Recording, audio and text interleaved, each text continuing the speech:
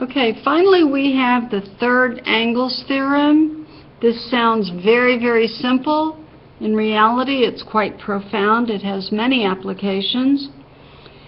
If two angles of one triangle are congruent to two angles of another triangle, then the third pair of angles are also congruent. If it is true that angle L is congruent to angle R and angle M is congruent to angle S, then it also has to be true that angle N must be congruent to angle T.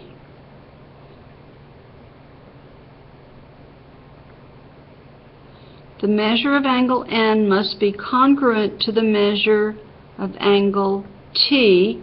Why is that so? Because L plus M plus N equal 180 degrees. R plus S plus T equal 180 degrees.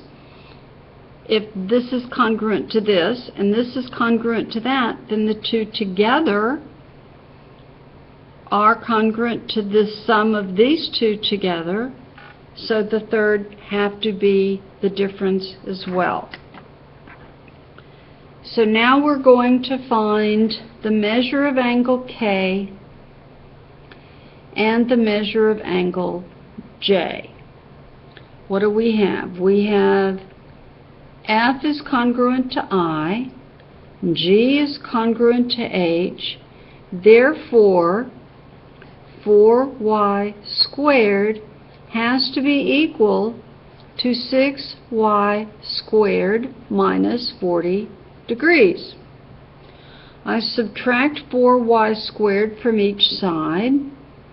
Minus 4y squared equals negative 4y squared. So 0 is equal to 2y squared minus 40 degrees. I add 40 degrees to each side. 40 degrees equals 2y squared. Now what? Divide both sides by 2. 20 is equal to y squared. So y is equal to the square root of 20. Can I simplify this? Well, y is equal to the square root of 4 times 5.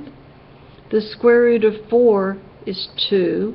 So y is equal to 2 times the square root of 5. Am I done?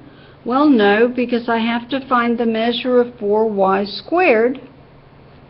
So, well, look at this. Here's y squared.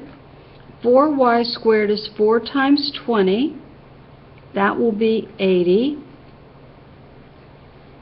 6y squared, 6 times 20 is 120 minus 40. That's also 80 degrees.